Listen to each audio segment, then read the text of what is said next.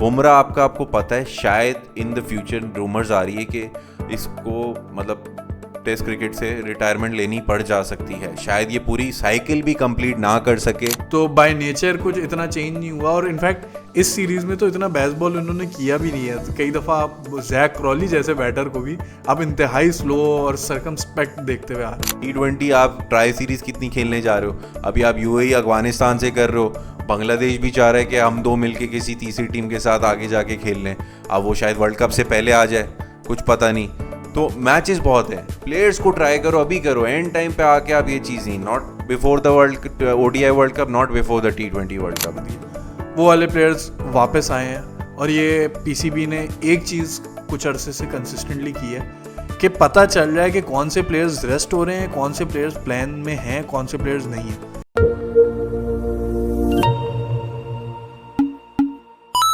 Hello and welcome to the Cricketnama podcast. बड़े अरसे बाद अनस भाई ने हमें इतना टाइम दिया है कि घर आके स्टूडियो में फाइनली पॉडकास्ट करें, और बहुत कुछ चल रहा है क्रिकेट में।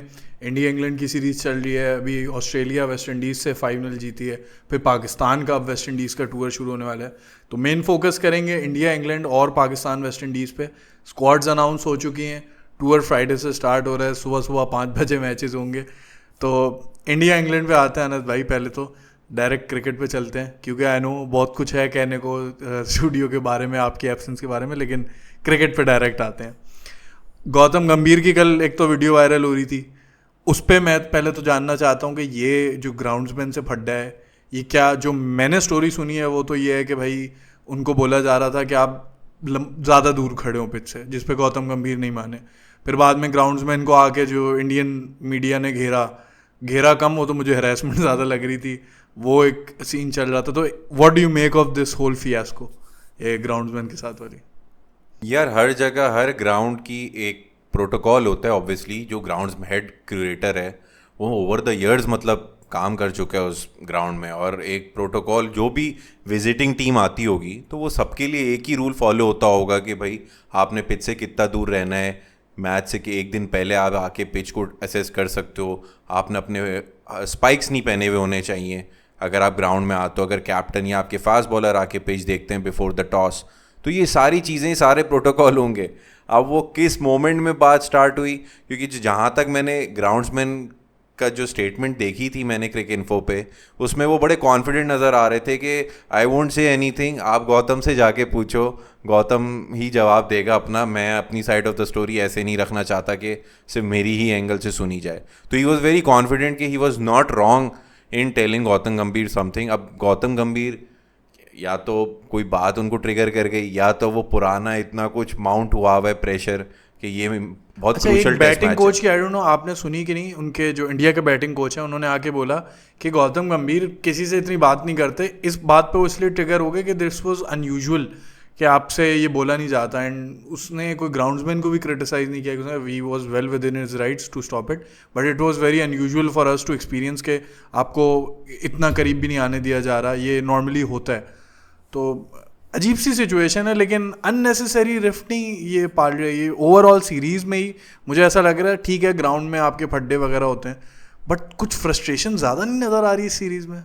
यार बहुत ज़्यादा आ रही है। इसकी वजह एक तो इंडिया की एक बिल्कुल नए एक ट्रांसफॉर्मेशन फेज़ में इंडियन टेस्ट क्रिकेट आई है, जहाँ पे रहाणे, पुजारा, विराट कोहली, रोहित शर्मा आपके ग्रेट्स जा चुके हैं। Even in your bowling department as well आपके बहुत सारे यंगस्टर्स आए हैं जो टेस्ट क्रिकेट में नहीं हुए हैं, एज में बड़े हों बेशक। तो ये एक अपनी राइवलरी क्रिएट करना चाह रहे हैं, एक अपने आप को इंडोर्स करना चाह रहे हैं टूवर्ड्स द क्रिकेट। वही विराट कोहली वाला एक चार्म, विराट कोहली वाली जो एग्रेशन है, चार्म नहीं कहूँगा, एग्रेशन, वो पोर्ट्रे करना चाह रहे हैं कि यार कोहली भाई जिस तरह करते थे, विराट भाई जिस तरह करते थे, हम वैसे ही पिच पे रहें, because you have to survive 5 days। Energy down नहीं होनी चाहिए। एक टेस्ट मैच में तो ऐसा था कि बिल्कुल प्लेयर्स ढीले हो रहे थे, और यशस्वी जायसवाल को काफ़ी ज़्यादा बैंटरिंग हुई थी क्राउड की तरफ से और इवन लोकल मीडिया की तरफ से कि ये तो मज़े से बाउंड्री पे खड़े हुए हैं, कोई एनर्जी नहीं, ना कोई प्रेशर, ना कुछ करना।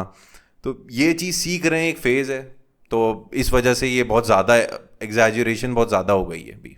ये तो है। और वैसे इसी बात से मुझे थोड़ा सा वो भी याद आया कि this is also the beauty of 5 match test series.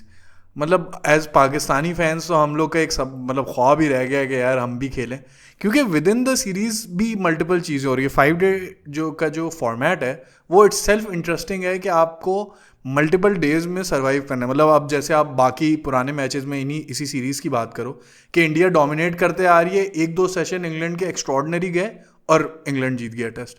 तो this is the beauty of test cricket. और 5 मैच टेस्ट सीरीज़ में ये और एग्जैसरबेट हो जाती है कि और ये ज़्यादा चीज़ें आती हैं। अब बुमराह की सिचुएशन है, कौन सा खेलेंगे कौन सा नहीं खेलेंगे। गिल का स्टार्ट हुआ, कितना अच्छा स्टार्ट जा रहा है सीरीज़ का कि वो तो रिकॉर्ड तोड़ देगा एक सीरीज़ में। करते करते अचानक उनकी नीचे चली गई फॉर्म, कि वो उस पर भी लोग लिंक कर रहे हैं कि जो अग्रेशन उन्होंने दिखाया उसके बाद से नंबर नीचे लग रहे हैं, फिर उन्होंने अभी सेंचुरी मार दी। तो there are so many stories within these matches as well. तो हाउ ब्यूटिफुल इज़ दिस। और फिर अगर फिर सीरीज़ पे ही अगर आ जाए, जायसवाल की आपने बात की, उनका भी स्टार्ट बड़ा अच्छा हुआ, फिर थोड़ा सा डिप इन फॉर्म आई। डू यू थिंक ये थोड़ा sort of cause of concern है? क्योंकि मैं उनके ही एप्टीट्यूड के हिसाब से देखूंगा कि हम उनको अब बहुत हाई रैंक करने लगे हैं। मतलब अगर आप टॉप ओपनर्स की बात करें तो बेन डकेट और जायसवाल का ही one of the first names में से आएंगे। डू यू थिंक वो डिप इन फॉर्म कुछ नेचुरल है, ये होता है सीरीज़ में, या डू यू थिंक कि थोड़ा सा एक्सपोज भी हुए हैं? यार काफ़ी हद तक दोनों सूरत हाल हैं कि फॉर्म का डिप होना भी एक सिनेरियो बन सकता है कि 5 टेस्ट मैच सीरीज़ है। एक वक्त पे विराट कोहली भी जब 4 टेस्ट मैच सीरीज़ खेलने इंग्लैंड आते थे, तो जब फॉर्म जिमी एंडरसन के हाथों जो उनका हाल होता था, तो एक फॉर्म आपकी एकदम डिप आती है तो एक वो कंसिस्टेंसी बन जाती है। दूसरा, गेम प्ले जो है जायसवाल का, उनको शायद कोई एक प्लान दिया गया है कि how you have to act on the field while your batting. मतलब आपने अपने बैक फुट पे रह के नहीं, डिफेंसिव अप्रोच के साथ नहीं जाना है, आप बिल्कुल ऑल आउट जाओ या एग्रेसिव गेम करो कि थोड़ा सा एक स्टार्ट अच्छा हो, न्यू बॉल को किस तरीके से आप कंटेन कर सकते हो। तो उस वजह से थोड़ा सा एक टीम वर्क में अगर मैं समझता हूँ तो अभी तक जायसवाल पे इतनी ज़्यादा मतलब बुराई नहीं आई है, एकदम बहुत ज़्यादा बैशिंग नहीं की गई है from the staff as well. तो यहाँ थोड़ा सा डाउन प्ले हो सकता है, बिकॉज 5 टेस्ट मैचेस हैं 5-5 दिन के। आपको पता है कभी किसी का दिन तो किसी का दिन। और इसमें एक बड़ी मज़ेदार बात है कि सारे टेस्ट मैच 5वें दिन तक गए, एक भी कोई ऐसा नहीं है कि एकदम से ख़त्म हो गया। तो this is something good advertisement for test cricket के आप 5 टेस्ट मैचेस दो, एक अच्छा तगड़ा स्क्वाड आप लेकर जाओ, 20 मैन तक का एटलीस्ट अगर अलाउ होता है विजिटिंग टीम को। मेरे हिसाब से 20 अलाउ होते हैं, 20 अलाउ होते हैं। हाँ, आप रिजर्व्स में रखते हो और आपको नीड भी पड़ रही है। अगर आप देख सकते हैं कि कितनी सारी रिप्लेसमेंट्स आपको चाहिए अगले टेस्ट मैच के लिए, या आपको फील्डर्स चाहिए। पंट की रिप्लेसमेंट 2 बार आ गए हैं, ध्रुव जुरैल एक थे और अभी एक और अनाउंस हुई है। हाँ, वेंकटेश, या मैं एग्जैक्ट नाम में नहीं है, मैं चेक कर लूँगा। बहरहाल मैं थोड़ा सा इसको ना ब्रॉडर व्यू में इस सीरीज़ को अगर देखें, एक चीज़ अगर जो सामने आ रही है वो तो बड़ी ऑब्वियस है कि इंग्लैंड की पिचेस ड्राई हो गई हैं। ये जो गर्मी ज़्यादा पड़ी है, मतलब जेम्स एंडरसन के ही एक इंटरव्यू आ रहा था, वो कह रहा है कि इस बार बहुत एक्स्ट्रॉर्डनरी चेंज इस हिसाब से आया है कि there are these pitches are very very dry, जो कि इवन इन समर्स उनके इतनी ठंड होती है और इतना क्लाउड कवर और बारिशें होती हैं कि आपको स्विंग और सीम ज़्यादा कॉमनली मिलती है। वो पिच क्या हो रहा है, थोड़ी सी अगर आपको इनिशियल मिल भी गई तो वो फ़ौरन ख़त्म हो रही है। फिर कुछ जगह पे स्पिनर्स के लिए हमें वो देखने को ऐसा है, वो जो बेन स्टोक्स ने कहा था कि सब कॉन्टिनेंट लाइक कंडीशंस भी बनते हुए हमें दिखी कि बैटिंग बिकेम इजी, जो रुक के बॉल आना, 2 पेस हो जाना। तो how much has it made like put a disadvantage to England? और डू यू थिंक ये उनकी एक्स्ट्रॉर्डनरी बात भी है कि उसके बावजूद वो 2-1 लीड कर रहे हैं? How what do you make of all of this? यार if you look at the last test match, Lord's वाला टेस्ट मैच सेकंड था जो नहीं, अभी तो थर्ड था ना, लॉर्ड्स थर्ड था, सॉरी 4th तो ड्रॉ हुआ है, ठीक है। तो उसमें अगर आप देखें जिस सनशाइन जिस तरीके से consistently from day 1 till day 3 चल रही थी, पिच बहुत ड्राई हो गई थी, अब बॉलर्स को सीम मूवमेंट नहीं मिल रही थी। नो डाउट बैट्समैन का रन रेट बहुत स्लो हो गया था। इंग्लैंड ने भी फर्स्ट डे पे कोई 250 के करीब जाके डे एंड किया था ऑन दैट डे। तो ये वो टिपिकल इंग्लैंड कंडीशंस नहीं है जो हम 5 से 6 साल पहले देखते थे कि आपको proper seam movement, cloud cover मिल रहा है, एक प्रॉपर बॉलिंग कंडीशंस, मतलब 15-18 ओवर के बाद भी आपके सीमर्स मैक्सिमम आपके सीमर्स पूरा एक लंच तक बॉल कर जाते थे। अब things have change, scoring rate अच्छा कर रही है बैटिंग साइड, और जब तक मौसम बनता है बॉलर्स के लिए तब तक बॉल पुराना हो जाता है। Change in the ball as well, Dukes भी यूज हो रही हैं, पहले कुकाबूरा वगैरह यूज होती थी, पुराने इंग्लैंड में बहुत तो पुराने, हाँ पहले होता बहुत था, मैं वरना पहले तो के ड्यूक्स आपको काफ़ी साल पुरानी मैं ज़्यादा बिल्कुल इंस्टेंट नहीं बता रहा। तो इस वजह से थोड़ा सा गेम प्ले में भी फ़र्क आया है। फिर obviously the quality of bowlers भी बहुत डिपेंड करते हैं कि आपके पास अब कितने गिने चुने फास्ट एक्सप्रेस बॉलर्स रह गए टेस्ट मैच में। अभी वो जो नए बॉलर आए इंडिया के, उनका मैं नाम भूल जाता हूँ, जो अभी रिप्लेसमेंट आए, अनुष क्या नाम था अब ज़रा, हाँ तो खैर इसका हम नाम देख के बताते हुए मुझे प्रोनाउंसिएशन में बड़ा मसला होता। अब उनकी एवरेज पेस आप देखो क्या थी, उनको बहुत ज़्यादा बैशिंग पड़ी, 122 123 इनकी एवरेज पेस थी in on having selected in England. हाँ ये इंडिया के पास पेस नहीं है, और उसके कंप्लीट ऑपोजिट इंग्लैंड के पास वो लूज भी करते हैं, बट अभी मार्कवुड इंजर्ड हुए हुए हैं, वरना फिर भी जोफ्रा आर्चर खेल रहे हैं। जॉश टंग एक्सप्रेस पेस नहीं है बट डिसेंट पेस है। ब्राइडन कार्स, गस एटकिंसन, ये 140 वगैरह टच करने वाले हैं। मतलब इंडिया से तो मैं तेज़ ही कहूँगा, एक बुमराह मैं कह सकता हूँ कि कंपैरिजन में। बट एक चीज़ ये भी है कि लोग बोल रहे हैं कि इंडिया ट्रांजिशन में है, बिल्कुल है, मतलब ज़्यादातर उनका स्क्वाड यंग है। लेकिन इंडिया के पास भी जैसे कि जडेजा हैं, और तो वैसे कोई अभी एक्सपीरियंस नहीं है, बट एक जडेजा का नाम है। इंग्लैंड का बैटिंग में नो डाउट आपके पास जो रूट और बेन स्टोक्स जैसे वेटरन्स मौजूद हैं। बॉलिंग तो इंग्लैंड की भी इनएक्सपीरियंस है ना। शोएब बशीर अगर खेल रहे हैं वो भी इनएक्सपीरियंस है। ठीक है, अपना कौन है, लियम डॉसन ने फर्स्ट क्लास बहुत खेली है, इंटरनेशनल भी दूसरे फॉर्मेट्स खेले हैं, टेस्ट में वो इनएक्सपीरियंस है। जॉश टंग, ब्राइडन कार्स, सारे ये बड़े इनएक्सपीरियंस है। तो ये चीज़ की क्यों नहीं बात हो रही? अगर हाँ, मुझे एक और नाम याद है इंडिया के पास, मोहम्मद सिराज भी अब डिसेंट एक्सपीरियंस के साथ हैं, बुमराह भी अब कितने साल, 6-7 साल से खेल रहे हैं। तो ऐसे तो इंडिया इतना भी इनएक्सपीरियंस या इतनी भी ट्रांजिशन में नहीं है जितना लोगों ने बनाया हुआ है। Don't you think? यार ये ट्रांजिशन सिर्फ दो ग्रेट प्लेयर्स के बीच ही ये इंडिया हाइप बनी, that is Virat and Rohit के जाने के बाद कि इंडिया एकदम ट्रांजिशन। भाई ये बाकी प्लेयर्स भी इतने टाइम से खेलते हुए आ रहे हैं, ऐसा भी नहीं है। चलो मैं मान लेता हूँ कि टेस्ट क्रिकेट में बहुत कम सैम्पल साइज होगा, जैसे वॉशिंगटन सुंदर, अब वो लिमिटेड ओवर्स फॉर्मेट वो बहुत टाइम से खेलते हुए आ रहे हैं। मोहम्मद सिराज की आपने बात की, ये कोई बैक इन 2018-19 या 2020 का जो कोविड ईयर था, वहाँ पे न्यूजीलैंड में डेब्यू मारा था फॉर वाइट बॉल। तो they have ample of experience players, और काफ़ी कुछ लोगों का तो ये सेकंड टूर है इंग्लैंड का, ऐसा भी नहीं है कि कोई बहुत सारे फर्स्ट टूर पे आ रहे हैं। बस क्या है कि वो फॉर्मेशन आपके टॉप ऑर्डर बैट्समैन चेंज हुए तो इंडिया अपने आप को थोड़ा सा कैप्टनसी चेंज भी बहुत बड़ा समझा जा रहा है टेस्ट के उस पर, है नो डाउट बड़ा है, बट स्टिल आई थिंक थोड़ा सा जो है एग्जैजरेट भी हो रही है ये बात। इसकी वजह ये है कि शुभमन गिल का जिस तरह से ड्रेसिंग रूम में इन्वायरमेंट था ना, एक कह लो कि वो आपका एक छोटे भाइयों की तरह नहीं होता, एक थोड़ा बेबी फेस लर्नर बच्चा, हाँ। तो एकदम से उसको जो कैप्टनसी मिली है ना, तो बहुत सारे प्लेयर्स मतलब अपोज भी कर रहे हैं, उसके खिलाफ हैं कि यार ये अभी it's too early for him, शायद उसको बैटिंग पे फोकस करना चाहिए। But what option, what do you make of his captaincy so far? वैसे सो फार मुझे कोई इसे आइडियल चेंजेस इतने नज़र नहीं आए, because then again he was consulting Bumrah on the field. और बहुत टाइम्स मैंने टेस्ट मैच के दरमियान देखा है कि जसप्रीत बुमराह वॉज फ्रस्ट्रेटेड कि यार तुम्हें जो मतलब डिसीजन ले लें लो, मैं अपनी फील्ड पे जा रहा हूँ। तो मैंने वो एक दो हीट ऑफ मोमेंट में वो सिचुएशन देखी मैच के अंदर लाइव, और वो फिर रिपीट भी हुई थी, तो वो हाईलाइट्स में नज़र आ गई कि हाँ भाई कंफर्म हो गया। तो यहाँ भी एक लर्निंग कर्व है, टाइम देना चाहिए यार, क्योंकि आपके पास अब और कौन है।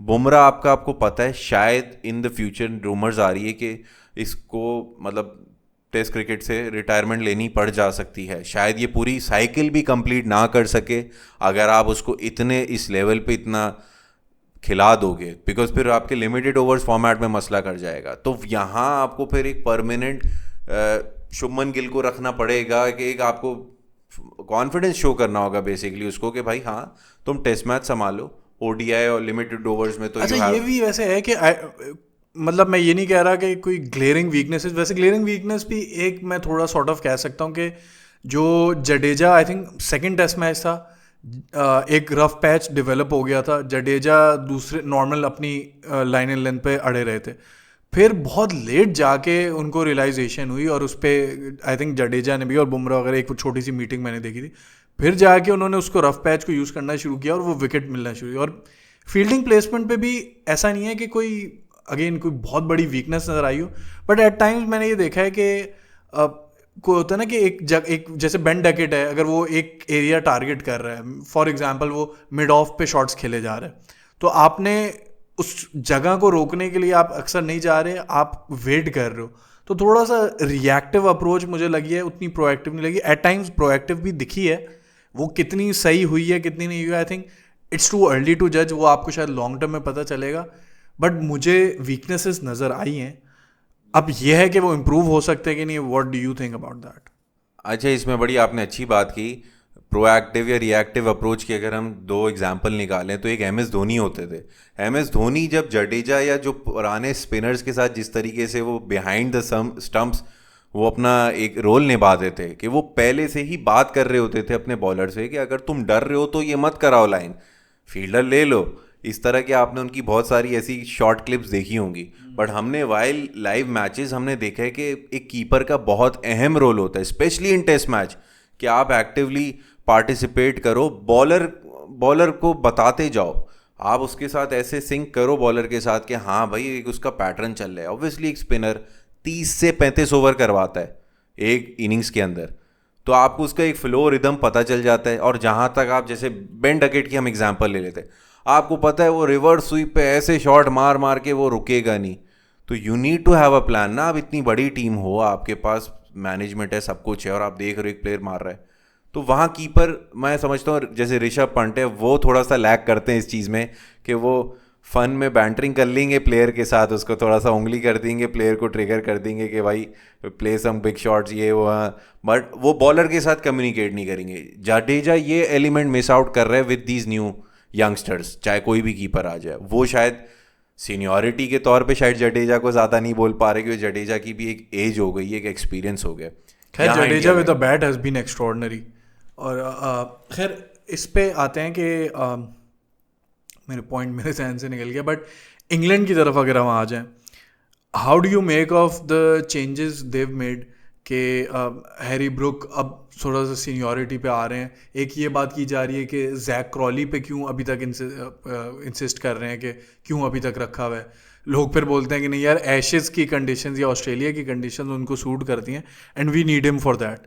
तो वैसे इस लाइनअप को किस तरह देख रहे हो? जो रूट एक बड़ी एक्स्ट्रॉर्डनरी चीज़ हुई कि सेकंड हाईएस्ट रन स्कोरर बन गए। तो कई लोग ये भी वैसे बात कर रहे हैं कि जो बेसबॉल है उसकी बैकबोन या इनफैक्ट पूरी ही स्ट्रेंथ जो रूट हैं, इनके बगैर कोई वो बेसबॉल है नहीं। तो बाय नेचर कुछ इतना चेंज नहीं हुआ, और इनफैक्ट इस सीरीज़ में तो इतना बेसबॉल उन्होंने किया भी नहीं है। कई दफ़ा आप जैक क्रॉली जैसे बैटर को भी आप इंतहाई स्लो और सर्कमस्पेक्ट देखते हुए आ रहे हो। तो how do you make of this England team, या आप कहोगे बेसबॉल 2.0 जो कहा जा रहा है? यार ये 2.0 के पीछे भी आप पाकिस्तान टीम को क्रेडिट देना चाहोगे जो हमने सीरीज़ 1-0 से 2-1 की है, कि बेसबॉल ने ये रियलाइज़ कर लिया कि ये हर जगह पे आप ऑल आउट ऐसे एग्रेसिव थ्योरी के साथ जाओगे तो लॉन्गर इफेक्ट ये आएगा कि आप वर्ल्ड टेस्ट चैंपियनशिप में टॉप 2 में रैंक नहीं करोगे। और ये हो चुका है। पूरा एक last 2 year cycle Brendon McCullum को मिली एंड उनकी परफॉर्मेंसेज आप देख सकते हो। तो वो अब सिचुएशनल बेस खेल रहे हैं, स्क्वाड भी उस तरीके से डिसाइड कर रहे हैं, पिक कर रहे हैं अपने प्लेयर्स को। जैक क्रॉली की बात करें तो हम कोविड के टाइम से जैक क्रॉली का डेब्यू देख रहे हैं। हमें 160 मारी थी, 200 मारी थी, कुछ ऐसी 160 मुझे कुछ याद है, बट हाँ ऐसा ही कुछ के एक बड़ा स्कोर लगाया था 160। और ये इंग्लैंड का बड़ा बुरा नंबर है क्योंकि स्टुअर्ट ब्रॉड और जोनाथन ट्रॉट ने जो हमारा हाल किया था, कहाँ पहुंच गए हम 2009-10 वाली सीरीज पे। वो 160 का नंबर बड़ा ट्रॉमेटाइजिंग है ना, बहुत ज़्यादा। काश हमारे भी प्लेयर ये नंबर खुद बनाए तो अच्छा हो। खैर let's get back to the topic. तो मेरे हिसाब से अब ये थ्योरी समझ गए कि हर जगह पे एकदम ओवर एफिशिएंसी नहीं दिखानी। जहाँ हमारा मैच बन रहा है, अभी भी लास्ट टेस्ट मैच में आप देखो 0-4-2 था, एंड अगर आप उस वक्त लंच हो गया था ऑन डे 4, अगर मैं आपसे भी पूछूं ऑनेस्टली तो आप बोलते कि ये तो इंग्लैंड का आराम से गेम है, you need 8 wickets in 5 sessions, कहीं ये गलती हो। बट नहीं, आप देखो कितने मज़े से स्कोर हो गया। तो अभी भी बेसबॉल ने एकदम हावी नहीं हुआ है ऑन इंटरनेशनल स्टेज। उनको पता है इस साल का साइकिल हमें अचीव करने के लिए बहुत कुछ करना पड़ेगा। बेसबॉल हावी नहीं, आप माइक पर बहुत हावी हो रहे हैं। ये तो मेरा जो जज्बात है ना मुझे आज बोलने दो बड़े अरसे बाद आप आए तो आप जज्बात माइक पर नहीं निकाले भाई, महंगा माइक है ये इसको भी मैं बड़ा मिस कर रहा था इस बार माइक को। खैर हाँ तो थोड़ा सा अब आखिरी मैच जो कि बड़ा इम्पोर्टेंट होने वाला है, होपफुली रिजल्ट है, अब इंडिया जीत जाए और सीरीज़ ड्रॉ हो जाए। लास्ट आई थिंक इंडिया ही जीता हुआ था सीरीज़, तो जो ये तेंदुलकर एंडरसन अब ट्रॉफी हो गई है, तो I think India he last England जो होम पे हुई थी वो जीता था, तो वो रिटेन बेसिकली कर लेंगे। तो इंग्लैंड के लिए वो एक सॉर्ट ऑफ मस्ट विन या मस्ट ड्रॉ टेस्ट मैच बन चुका है। ऋषभ पंत अवेलेबल नहीं है, ये बहुत बड़ा नुकसान है। आज मैं पढ़ रहा था बुमराह का भी हो गया कि वो 5th टेस्ट मैच नहीं खेलेंगे। लोग कह रहे हैं कि अर्शदीप सिंह खेलेंगे। How do you see this Indian team? History has it कि बुमराह जब नहीं खेलते तो इंडिया जीतती है, बट ऑब्वियसली वो तो इत्तेफाक ही है। वैसे उस पर भी कुछ डू यू थिंक इत्तेफाक ही है या वो कुछ? यार ये इत्तेफाक है, बट इसको एज अ लक समझ लो कि वो काम आ जाए, क्या पता, क्योंकि आकाशदीप का कमबैक बोला जा रहा है एक अनुष की जगह, और अर्शदीप आपके बुमराह की जगह आ रहे हैं, तो ये कॉम्बो। और उन्होंने टेस्ट मैच अभी स्टोर पे जीता है। May be you can also argue के when Bumrah is not there, players are on their toes, bowlers are on their toes.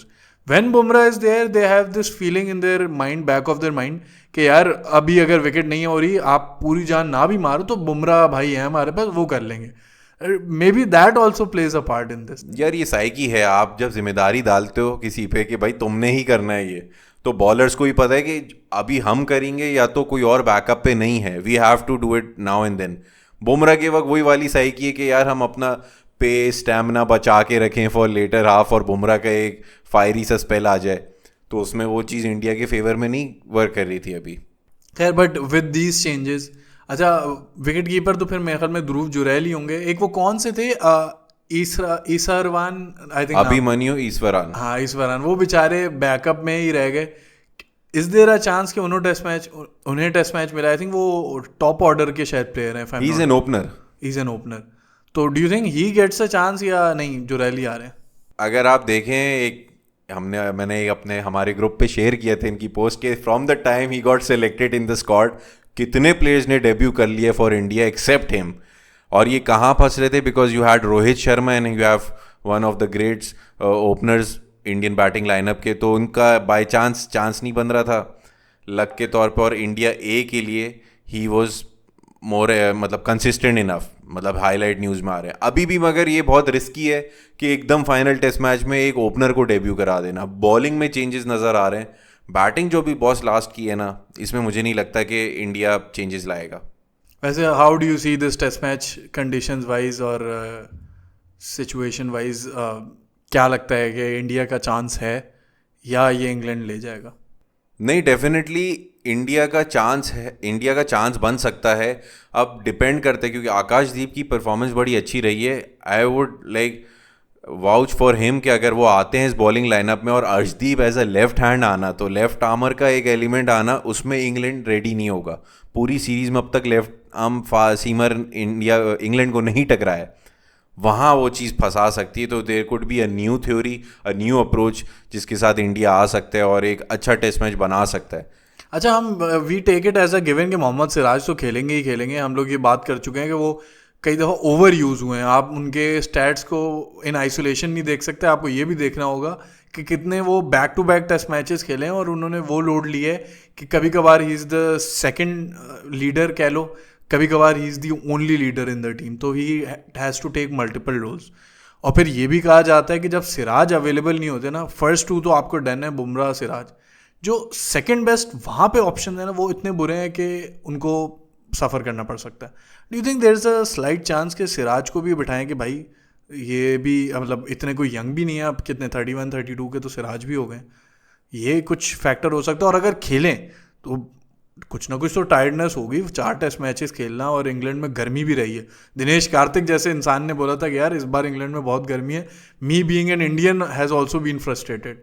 तो डू यू थिंक सिराज की परफॉर्मेंस नीचे जा सकती है? ये परफॉर्मेंस भी, ये आपने बड़ी अच्छी बात की ना, जैसे शामी बुमराह होते थे और इनके बाद आपके थर्ड सीमर, एक प्रीमियम सीमर सिराज माने जाते थे। कभी कभी तो ये फर्स्ट प्लेइंग 11 का पार्ट भी नहीं होते थे, और एट टाइम्स ऐसा होता था कि दोनों बुमराह शामी बाहर हैं and he is leading the pack. अब मसला ये है कि आपके पास बैकअप में कौन है? आपने शार्दुल ठाकुर को रखा हुआ था इस बार। आप अपने सीमिंग ऑप्शंस तो देखो, ऐसा लग रहा है कि फॉर्मेलिटी के लिए बस आपको बॉलर्स पूरे करने थे इन दैट ऑलराउंडर कैटेगरी। तो आप वो कवर अप कर रहे थे. You need premium pace. तो सिराज इस बेसिस पे अपना मतलब जगह बना सकते हैं, and he will be willing, क्योंकि जितना उनके अंदर भी एग्रेशन विराट कोहली इंजेक्ट कर गए हैं ना रिटायरमेंट के, वो लेकिन यार वो कई दफा ओवर एग्रेशन भी हो बहुत जाता है, ज़्यादा, बहुत ज़्यादा हो जाता है. इंडिया मतलब इंग्लैंड डोमिनेट कर रही है, कुछ 500-600 लगा दिए, उसके बाद विकेट लेने पे वो रोनाल्डो सेलिब्रेशन और वो जो मुंह पे जाके एकदम फिस्ट पंप बना के एकदम शक्ल लाल करके वो कर देना, आपको पता है इस पे डीमेरिट पॉइंट्स मिलेंगे आपको आईसीसी के. और इस तरह की सेलिब्रेशन थोड़ी सी इमेच्योरिटी दिखाती है कि एक वक्त होता है, एक प्लेयर को आप अच्छा खेल के आउट कर रहे हो तो उसको आप अप्रिशिएट करो कि यार वेल प्लेड ब्रदर, जाओ. या तो कहीं और जाके एग्रेशन दिखाओ. एक होता है ना, अब हमारे फास्ट बॉलर अक्सर ये नहीं करते, मुंह पे आके बहुत रेयर हो गया कि ये अच्छी बात है कि कहीं और जाके अपनी हडल में आप थोड़ा एग्रेशन दिखा दो. और इसी पे आईसीसी का रूल था, जो कि इंडियंस बड़ा फ्रस्ट्रेट हो रहे थे कि भाई आपने इंग्लैंड को पीनलाइज नहीं किया. आपने बहुत अच्छा पॉइंट आउट किया कि अनलेस आप जो बॉलर अगर उसके मुंह पे जाके सेलिब्रेट करें, क्योंकि you already taken the wicket, अब आप उसके जो वापस ड्रेसिंग रूम में जा रहे हैं उसके वक्त पे आप कुछ एग्रेशन दिखाने का पॉइंट नहीं है. वो भी उसके एक जो कहते हैं ना कि पर्सनल स्पेस सॉर्ट ऑफ है, उसके बीच में आने का तो बिल्कुल भी कोई पॉइंट नहीं है. बहरहाल मैच की तरफ ही दोबारा आए. कोई do you think England can make any changes? अब ये भी कहा जा रहा है कि भाई अब आपने back to back 2 test matches खिला दिए जोफ्रा आर्चर को, और वो इतने बड़े ब्रेक के बाद आए हैं, 3 टेस्ट मैचेस खिलाना डजंट मेक सेंस. और फिर अब वो अगर रिप्लेस होते हैं तो किससे होते हैं? लियम डॉसन ने बैटिंग में डिसेंट 1-2 इनिंग्स खेल दी, लेकिन बॉलिंग में ही wasn't that good. As an only spinner he is probably not that effective. वो आप लाइन पे भी देख रहे थे कि कंसिस्टेंट लाइन पे बॉलिंग नहीं कर पा रहे थे. पहली इनिंग्स में एक आध विकेट ली थी, but still as a spinner वो इफेक्टिव नहीं है. Do you think Liam Dawson की जगह कोई और स्पिनर लाया जा सकता है? और जोफ्रा आर्चर का क्या नज़र आ रहा है? यार आर्चर का तो अभी तक तो ये था कि इंग्लैंड का बहुत स्ट्रेट फॉरवर्ड प्लान था कि ये win this test match and make him rest, क्योंकि आप सीरीज 3-1 कर जाते और आपको होता कि अब फाइनल टेस्ट मैच में हम मतलब वी हैव जॉश टंग या कोई दूसरा सीमर हम लेकर आ जाएं, जैसे जेमी ओवर्टन स्क्वाड में आए तो उनका चांस बन सकता है किसी और की जगह, मे बी ब्राइडन कार्ड्स की जगह, क्योंकि अब आर्चर पे दे आर रिलाइंग कि हाँ भाई 5वां टेस्ट मैच बहुत क्रूशियल है, सीरीज टाई हो सकती है और बहुत क्रूशियल पॉइंट्स हैं.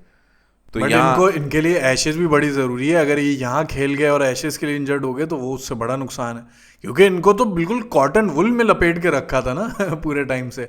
कोई इनको आईपीएल खेलने नहीं दे रहे थे, इधर उधर की कोई सीरीज़ नहीं है कि इन्होंने कोई कैरेबियन में जाके एक मैच खेल लिया था लोकल, उस पर इनको बड़ा पीनलाइज किया था कि भाई क्यों जा रहे हो. तो ये तो बड़ी बात होगी अगर तीसरा टेस्ट मैच. ये तो आप कह लो he is one of those pampered players in IPL in global history, जो मुंबई इंडियंस ने ख़रीदा to have Bumrah and Archer duo, और वो कभी एक मैच डेब्यू नहीं कर सके मुंबई इंडियंस के लिए, और वहीं से वो फिर रिलीज़ हो गया. मतलब कमाया भी साइनिंग अमाउंट और जो भी उनकी एक अमाउंट बनती है. तो दिस इज समथिंग कि not just England board but overall सारे फ्रेंचाइजीज बहुत ख्याल रख के चलते थे कि ये बहुत अच्छा एसेट है. तो अभी ये पता चल जाएगा आपका ये टेस्ट मैच 1-2 दिन के अंदर है तो उसमें क्या उनकी कंडीशन है. Is he feeling good enough कि उनके पैर 5 दिन के लिए और ये बर्दाश्त कर सकें और फिर एक लंबे ब्रेक पे जाए. नहीं होगा तो obviously you will have Jamie Overton को लाने का ये मकसद ही यही था कि क्रिस. स्पिनर का क्या लग रहा है? स्पिनर कौन खेलता है? स्पिनर में what options do we have right now? मेरे हिसाब से शोएब बशीर तो आउट है. नहीं, वो तो फ्रैक्चर्ड है, वो तो बाहर ही हो गया टोटली. उनको तो साइड. टॉम हार्डली वगैरह को तो नहीं वापस लाएंगे? टॉम हार्डली का जो था उस वक्त एंगल, वो तो इंडियन सीरीज के लिए एक एक्सपेरिमेंट किया था. I haven't seen him in the local conditions कि उनके ऐसे कोई स्टार्ट्स आ रहे हो या ऐसे इंकरेजमेंट आ रही हो. जैक लीच को ये भूल गए, उसी को वापस लें. मुझे तो बड़ा डिसेंट स्पिनर लगते थे वो. यार ऑब्वियसली मतलब जैक लीच एक कंसिस्टेंट थे, मतलब एक लाइन और एक चैनल पकड़ना बहुत बड़ी बात है. एक ज़माने में एशली चाइल्ड्स इनके लिए ये काम करते थे. ख़ास तौर पे पाकिस्तान वाली सीरीज़ जो थी उसमें मुझे बड़ा लगा कि इवन दो उनके लिए थोड़ी एलियन कंडीशन है, स्पिनर के लिए तो डेफिनेटली सब कॉन्टिनेंट आइडियल है, बट वहाँ पे थोड़ी सी डिफरेंट लेवल ऑफ स्किल्स चाहिए होती है. लेकिन जिस तरह से वो एक लाइन पकड़ी हुई थी, जहाँ रफ पैच बनता था वो उसको फ़ौरन उसको यूटिलाइज करते थे. I still see a future with him. वो बेसबॉल के मॉडल में शायद उतना उस तरह फिट नहीं हुए, वो शायद पुरानी टेन्योर के ज़्यादा हीरो थे, बट आई स्टिल फील कि अब जिस तरह से ज़रूरत है, ये है कि बैटिंग डेप्थ ज़रूर कम हो जाएगी, बट मे बी ये भी है एक रेहान अहमद का भी एक ऑप्शन है. वो उनकी बैटिंग बहुत अच्छी हुई है, बॉलिंग जैसी भी हो, शायद ये रेहान अहमद पे भी दोबारा चले जाए. वैसे बेन स्टोक्स का कुछ भरोसा नहीं, बट अभी तक जो स्क्वाड अनाउंस हुआ है 5 टेस्ट का, उसमें रेहान अहमद का नाम नहीं आया है. इसमें जेमी ओवर्टन ही है द ओनली प्लेयर जो स्कॉट को ज्वाइन किया है। तो इसमें और साइड लाइन तो बस शोएब बशीर तो लास्ट टाइम हो गए थे, तो अभी तक they are sticking to the squad. कोई ऐसी नई अनाउंसमेंट नहीं हुई है इन टर्म्स ऑफ स्पिनर, तो दे माइट बैंक के भाई चलो डॉसन हमें रन्स दे रहा है एंड क्विक ओवर्स अगर करवा के थोड़ा सा स्टैमिना बिल्डअप करवाए फास्ट बॉलर्स का तो it's more than enough. They are not looking to take wickets from a spinner, एक स्पेशलिस्ट स्पिनर के एक आखिरी टेस्ट है। और स्टोक्स, हमने इन सब में इतने बॉलर्स की बात कर ली, आप अगर स्टोक्स की परफॉर्मेंस देखें, not just England's best bowler, I would say series के अभी तक के बेस्ट बॉलर। और मतलब जिस तरह का पेन, जिस तरह की इंजरीज से वो कम बैक कर रहे हैं, we would hardly have predicted कि भाई ये बॉलिंग करवाए गए, बैटिंग कर रहे हैं। हमारे लिए ये भी काफ़ी है एज अ फैन कि भाई तू खेल मगर बैटिंग कर खाली। मगर इस बंदे ने उस मोमेंट पे, वो जो लास्ट टेस्ट जो ये जीते थे, डे 4 की आखिरी ओवर था, उसमें उन्होंने जिस तरह इनसाइड एज पे आकाशदीप को बोल्ड मारा था, वो क्या मोमेंट था क्राउड का कि Ben Stokes to the rescue. तो बड़ी अच्छी चीज़ लगी कि यार he is a team man, he loves the sport. तो बड़ा अच्छा लग रहा है कि ऑलराउंड एथिक्स को भी उन्होंने चुप कराया, जो पहले बात होने लगी थी कि शायद उनकी अभी जगह नहीं बनती। नहीं भाई, बैटिंग में भी करूंगा, बॉलिंग में भी करूंगा, और एक्स्ट्रॉर्डनरी यार। मतलब आप ये देखो जो ओडीआई वर्ल्ड कप था 2023 का, ही डिडंट बोल एट ऑल। उसके बाद टेस्ट मैचेस में भी बॉलिंग छोड़ दी थी। उसके बाद बड़ी इंजरी दोबारा होना, उनकी करियर थ्रेटनिंग इंजरीज हो चुकी हैं, और उनको डॉक्टर ने कहा था कि भाई आपका जो घुटना है वो फुली रिकवर नहीं करेगा, लेकिन आप ये करो कि अपना वेट कम करो ताकि उस पर लोड कम पड़े। That's the best thing you can do. ये किया और फिर बॉलिंग में उल्टा और इम्प्रूव किया, और वो ज़्यादा ओवर्स कर रहे हैं। मैं तो बल्कि फियर कर रहा हूँ अगर ये एशेज़ में नहीं हुए तो ऑस्ट्रेलिया भी बोलेगी कि यार ऐसे एशेज़ क्या जीतो कि आपका जो बेस्ट प्लेयर है वही नहीं खेल रहा। तो एक्स्ट्रॉर्डनरी डेफिनेटली। खैर, टू सम इट अप, थोड़ा सा पाकिस्तान वेस्ट इंडीज़ की बात करनी है। What do you think will be the result? Wicket किस किस्म की होगी, और क्लोज मैच होगा या कंफर्टेबल विक्ट्री होगी जो भी टीम जीतती है?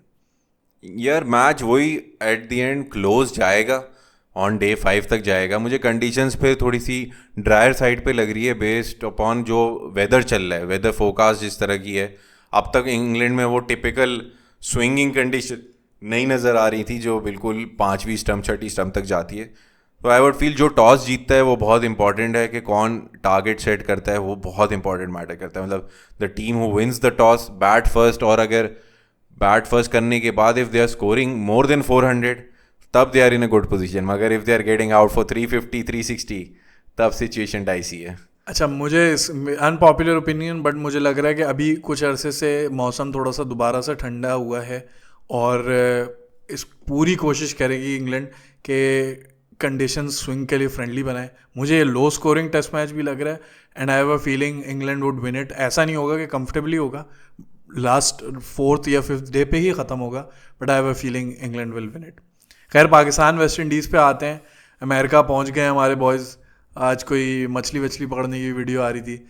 तो स्क्वाड से अगर स्टार्ट करें, मैं इस चीज़ पे आई एम वेरी ग्लैड कि बहुत सारे वो प्लेयर्स जिस पे क्रिटिसिज्म शुरू हो गया था कि भाई ये शाहीन को आपने क्यों बाहर कर दिया, हसन अली को क्यों बाहर कर दिया, वो वाले प्लेयर्स वापस आए हैं। और ये पीसीबी ने एक चीज़ कुछ अरसे से कंसिस्टेंटली की है कि पता चल रहा है कि कौन से प्लेयर्स रेस्ट हो रहे हैं, कौन से प्लेयर्स प्लान में हैं, कौन से प्लेयर्स नहीं हैं।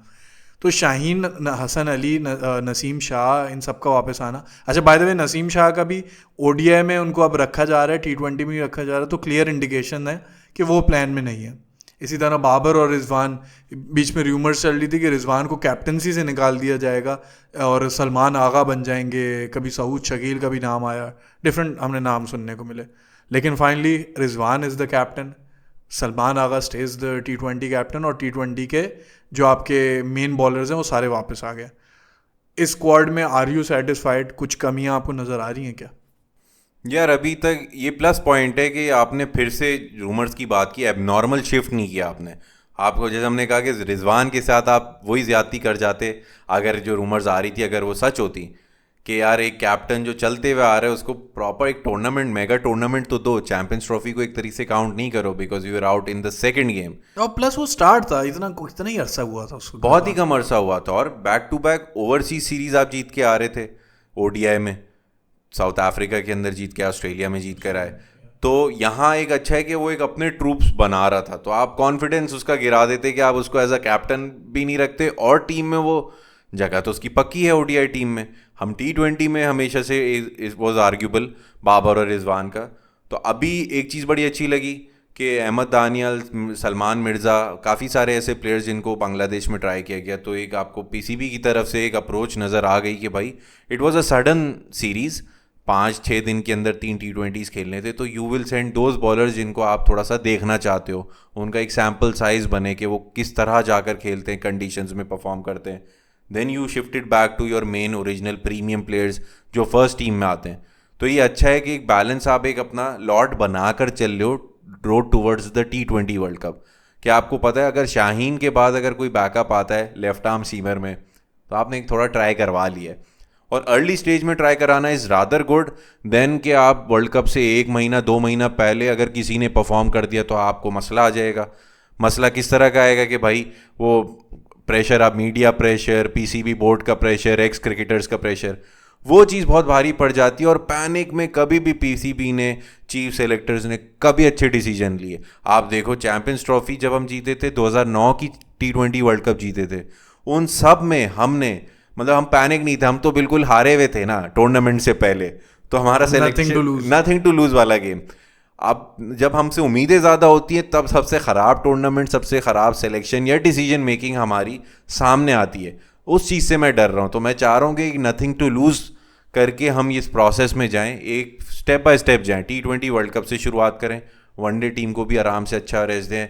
हसन अली का वैसे नाम मैंने देखा है दोनों स्क्वाड में आया हुआ है, ODI स्क्वाड में भी आप एक बार चेक कर लो, बट मैं जहाँ तक मुझे नाम नजर आया, यस, हसन अली, हुसैन तलत हो गए, हसन नवाज की एंट्री हो रही है ODI स्क्वाड में। How do you see that? यार ये वैसे एक्सप्लोर करना चाहिए ऑप्शन। आपके पास 2027 तक का टाइम है कि आपका वो मिडिल ऑर्डर क्राइसिस भी आपकी होती थी ना, क्या कहते हैं कि आपके रन्स नहीं बन पाते थे एक फ्रीक्वेंटली। क्या हसन नवाज इस चीज़ को अडॉप्ट कर पाएंगे कि 50 ओवर फॉर्मेट बहुत लंबा होता है, 20 ओवर में एक अलग बात होती है कि आपको पता है कम सैम्पल साइज खेलना होगा बॉलों का। 50 ओवर में आपको अगले को भी खिलाना है, इनिंग्स भी बिल्ड करनी है टूवर्ड्स द 40th ओवर। और ठीक है, मैं इसमें इसलिए भी एतराज़ नहीं करूँगा कि यार अभी वर्ल्ड कप में टाइम है, आप अभी एक्सपेरिमेंटेशन करो, यार एग्जैक्टली वही बात है ना। अभी आपको लाइन से लिमिटेड ओवर सीरीज मिल रही है, एक सीरीज आ रही है आपकी टेस्ट सीरीज साउथ अफ्रीका से, लिमिटेड ओवर फॉर्मेट। T20 आप ट्राई सीरीज कितनी खेलने जा रहे हो? अभी आप UAE अफगानिस्तान से कर रहे हो, बांग्लादेश भी चाह रहा है कि हम दो मिलके किसी तीसरी टीम के साथ आगे जाके खेल लें। अब वो शायद वर्ल्ड कप से पहले आ जाए, कुछ पता नहीं। तो मैचेस बहुत हैं, प्लेयर्स को ट्राई करो, अभी करो, एंड टाइम पे आके आप ये चीज़ नहीं, not before the ODI World cup, not before the T20 world cup, अभी बेस्ट पॉसिबल चांस है। अच्छा, सबसे बड़ी चीज़ अभी आप तक जो आपने न्यू लुक साइड खेली है उसमें रिस्ट्रिक्शन रही हैं। पहले न्यूजीलैंड में जहाँ पे ऐसी स्विंग हो रही थी, जो उनके बॉलर्स इवन दो उनके मेन स्टार्टर्स नहीं थे, बहुत सारे नए बॉलर्स थे, बट वो ऐसी स्विंग कर रहे थे कि आप हिल जाओ। और बहुत सारे प्लेयर्स के लिए सॉर्ट ऑफ डेब्यू या one of the starting point of their career था। अब फाइनली अब थोड़ी सी सेटल नज़र आ रही है। फ़खर जमान का जो इंजरी वगैरह का था, अब होपफुली वो फिट हो गए हों, और ऐसी कंडीशंस में आप जा रहे हो जो कि बैटिंग फ्रेंडली भी हैं, और अब थोड़ी सी सेटल मैं बोलूँगा जो हो गई है लाइनअप। मैं ये नहीं बोलूँगा कि फुल सेटल्ड हो गई है, क्योंकि एक टीम को बनने में बड़ा टाइम लगता है, नया कैप्टन है, नए बहुत सारे नए प्लेयर्स हैं। ये आखिर आपको सही पिक्चर मेरे ख्याल में देगा कि आप किस तरह की क्रिकेट खेलना चाह रहे हो, और थोड़ी सी शायद एक्सपेरिमेंटेशन से ज़्यादा आपको थोड़ा एक फाइनल टचेस देखेंगे। एक चीज़ एक्सपेरिमेंट ज़रूर होगी कि आप जो शादाब को लेते हुए चल रहे थे, अब क्योंकि वो फिर इंजर्ड हैं तो अब नवाज ही शायद होंगे, या आप जो भी एक्सपेरिमेंट उसमें करोगे। ये कितना बड़ा टेस्ट है, and how do you think Pakistan और this young team will perform? क्योंकि अभी तो वेस्ट इंडीज़ पे 5-0 वो हारी हुई है, तो हमारे से एक्सपेक्टेशन होगी कि सीरीज़ तो जीतें, चलो एक आध आप मैच हार भी जाओ, क्योंकि वेस्ट इंडीज़ की भी कोई बुरी टीम नहीं है। How do you see this series, और how do you think Pakistan will perform? यार अभी आप सिर्फ 5-0 देख रहे हो, 3-0 टेस्ट मैच भी आ रहा है वेस्ट इंडीज, तो 8-0 तो यार कोई कंपटीशन ही नहीं है, नहीं था कंपटीशन, बट यार वो भी तो एक दिमाग पे एक बोझ लेकर आ रहे। एक टीम 8-0 मार के आपको चलेगी, नॉट इवन अ ड्रॉ, और टेस्ट मैच में देवर क्लोजर। ऐसा नहीं है कि आप ऑस्ट्रेलिया ने वन साइडेड टेस्ट मैच जीते हैं, क्लोज मैचेस गए जहाँ पे वेस्ट इंडीज़ का चांस बन रहा था, but embarrassing defeats 27 all out. फिर T20 के अंदर आपने सारे टॉस हारे हैं और ऑस्ट्रेलिया ने सारे टॉस में वो लास्ट में तो बकायदा उसकी शक्ल बन गई थी शेव होप की कि यार फिर मैं टॉस हार गया। और सारों में ऑस्ट्रेलिया ने दावत दी, जाओ जाके बैटिंग करो, हमें तुम टारगेट दो। और बहुत कन्विंसिंगली एक अच्छा टोटल, मतलब चाहे 240 का टोटल हो या 170 का टोटल हो, they have chased it out. यहाँ वेस्ट इंडीज एक अपनी क्या कहते हैं रिडेम्पशन, गुस्सा निकालेगा। रिडेम्पशन पॉइंट है उनके लिए कि पाकिस्तान के खिलाफ कुछ ऐसा कर जाना है, चाहे T20 हो या ODI हो। ये भी मत भूलें कि हमने इंग्लैंड और किसको हराया था, दूसरी टीम जो हमने पिचेस चेंज किए, इंग्लैंड को हराया था और एक और सीरीज हम जीते हैं इस तरह हम अभी वेस्ट इंडीज से 1-1 हुआ था ना, हम जीते तो हम इंग्लैंड से जीत के वो खुश से, उन्होंने वेस्ट इंडीज ने कहा था नहीं भाई हम हराएंगे, तो यहाँ भी वेस्ट इंडीज ना हरा दे हमें। और ये याद रखें, Darren semi head coach Pakistan players के साथ काफ़ी टाइम गुजार चुके, तो he would know the psyche, he would know how Pakistan would operate. In fact आप अगर बॉलर बैटर्स तमाम ही को देखो तो हम PSL में इन बहुत सारे प्लेयर्स के साथ हमने खेला हुआ है। ये जो अलजारी जोसेफ, अकील हुसैन, सारे आपने प्लेयर्स के साथ और इन यंगस्टर्स ने खेला हुआ है। तो ये भी एक अच्छी वो हो गई राइवलरी सॉर्ट ऑफ होगी या मैचअप होंगे कि अब आपको थोड़ा सा कहते हैं ना कि एक्सक्यूजेस वाली स्पेस थोड़ी सी कम मिलेगी कि आपने अब थोड़ी से मैचेस भी खेल लिए हैं और इन बॉलर्स और बहुत सारे प्लेयर्स हैं तो ये कंडीशंस भी देखी हुई हैं। अभी आप US में खेलने जा रहे हो, US में आपने खेला हुआ है, वेस्ट इंडीज़ में आप ODI खेलने जाओगे, वेस्ट इंडीज़ में भी आपने T20 वर्ल्ड कप बहुत सारे प्लेयर्स ने खेला हुआ है। तो अब थोड़ा सा एक्सक्यूजेस की स्पेस कम है। डू यू थिंक हम ओवरकम कर लेंगे ये? यार कर सकते हो, क्योंकि एक चीज़ मुझे बड़ी अच्छी लगी, अब आई होप कि PCB मेरी बात को इसको कंटिन्यू कर सके कि मैं उनको सपोर्ट कर रहा हूँ इस चीज़ में कि आपने एक लॉट डिसाइड कर लिया है।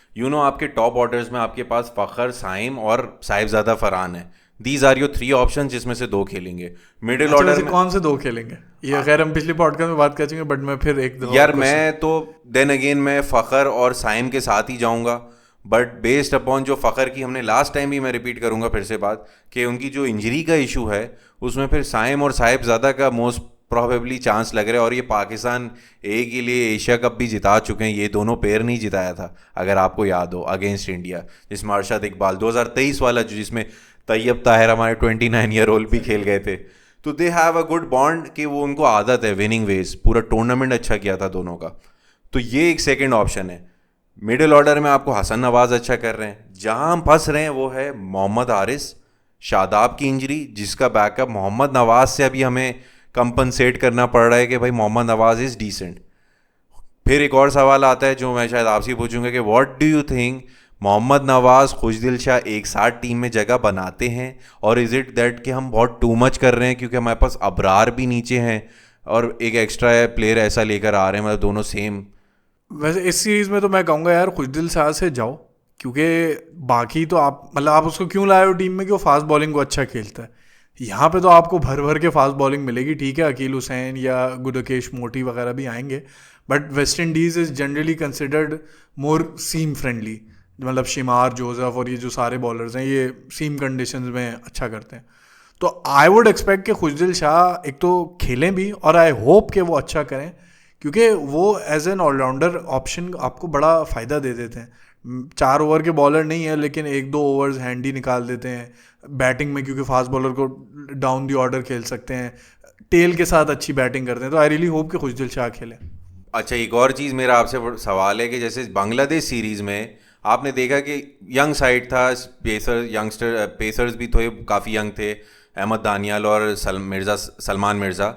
अब शाहीन, हारिस, हसन अली वापस आए and Mike Hesson was going with all round seamers, Hussain Talat, Faheem Ashraf, फिर खुशदिल भी और नवाज भी एक साथ खेल लें। तो who will you drop, because अब आपको एक्सप्रेस अपने पेसर्स लाने होंगे वापसी, तो आपको यहाँ पे किसी को तो बिठाना होगा। 1-2 प्लेयर्स तो ये हो गए कि अहमद दानियाल और सलमान मिर्ज़ा की जगह कवर होगा। हसन अली और शाहीन हम कर देते हैं, हसन अली, अब हारिस रऊफ बाकी हैं। आप ये इस सीरीज़ में आई फील लाइक आप 2 या 3 ऑलराउंडर से नहीं जाओगे। फ़हीम या खुशदिल शाह या फ़हीम या नवाज में से कोई एक ही ऑलराउंडर शायद आपके साथ खेले। अब ये आइडियल है कि नहीं, ये that is a separate debate. I think this is what the Pakistan team management would go for. क्या आइडियल है, that's a separate debate. What do you think is the ideal? वैसे मेरे हिसाब से तो जो फास्ट बॉलिंग कंडीशंस हैं उसमें तो आपको अपनी एक्सप्रेस पेस के साथ जाना चाहिए, जिसमें हसन अली, शाहीन और हारिस रऊफ आते हैं। बट हारिस रऊफ को मैं ये कहूँगा कि जैसे 3 T20 हैं तो you can sit him down in one of the game और वहाँ पे आप खिलाओ। बट जो फ़हीम अशरफ की फॉर्म चल रही है ना, मुझे वहाँ पे थोड़ा डाउट ये आ रहा है कि फ़हीम को एक कंसिस्टेंट चांस देना चाहिए। You need to have that backup कि फ़हीम आपके जाएं। मुझे शादाब की जगह मैं एक बंदे को ही खिलाऊंगा। अब ये आप या तो मोहम्मद नवाज़ को टॉप ऑर्डर में एज ए लेफ्ट हैंडर लेके आ रहे हो, या आप बैट्समैन को ऊपर शफल करके खुशदिल को नीचे एडजस्ट कर रहे हो, दोनों को लेकर आ रहे हो। स्पिन में मैं सुफियान मुकीम देखना चाहूँगा इन कंडीशंस में। इधर मैं सुफियान मुकीम को टेस्ट करना चाहूँगा। अबरार को आपने टेस्ट किया है तो दिस इज समथिंग कि मैं ये मेक शिफ्ट चेंजेस करूँगा। ये भी बड़ी अच्छी बात है क्या, सुफियान को आप रख रहे हो, ओडीआई में भी है, T20 में भी है, तो it's good that you are continuing with it. लोग जितनी भी बातें बना ले, Mike Hesson is like he is in showing के मेरे प्लान्स में नहीं है, कंडीशंस नहीं बननी होंगी या what ever reason it is, उस पर आप परसिस्ट कर रहे हो। यार एक चीज़ मुझे बड़ी अच्छी लगी हमारे कोच की कि इतना कुछ जो 1-2 साल में हुआ है ना, उससे उसको क्या सीखने को मिल रहा है कि दिखाओ कुछ और करो कुछ। मतलब ऑडियंस को, मीडिया को, एक्स प्लेयर्स को what he showing, he is not exposing his plan. बताने से बैकफायर भी कर रहा है ना बहुत बार, कि पहले से हम बता दो चीज़ें तो बाद में वो पहले ही लोग क्वेश्चन बना देते हैं सीरीज से पहले, आपने ये कर लिया वो कर लिया। उस फ्रस्ट्रेशन में एक ओवरसीज अच्छा कोच बोलता है भाई मैं तो जा रहा हूँ।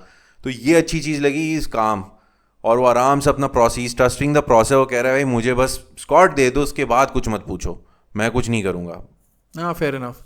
तो डू यू थिंक कि फिर 2 ऑलराउंडर में आप 1 ऑलराउंडर से जाओगे और फिर उससे जो बैटिंग कॉम्प्रोमाइज़ होगी, क्योंकि सही है आपकी बॉलिंग में तो सीनियर आ गए, लेकिन जो बैटिंग में जो ऑलरेडी आपका वीक पॉइंट रहा है, डू यू थिंक वो कवर अप होगा? और हारिस का क्या सिचुएशन है? आपके पास कोई इसमें मुझे बैकअप कीपर तो नज़र नहीं आ रहा। साहिबजादा फरहान को बाय द वे उन्होंने विकेट कीपर लिस्ट किया हुआ, विच काइंड ऑफ शोज़ के ये he might keep.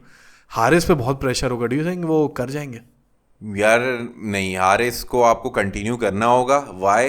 Sahibzada, Shaheen और आर में PSL का जो मैच मैंने उनकी डाउन द लेग साइड, अभी भी वो अभी आपने जिक्र किया ना, वो ग्लिम्स आ गए एकदम से। वो जिस तरीके से छोड़ी है बॉल उसने, ऐसा लग रहा था he was out of practice. मतलब कोई प्रैक्टिस किसी ने ड्रिल करवाई भी नहीं ग्लव्स के साथ।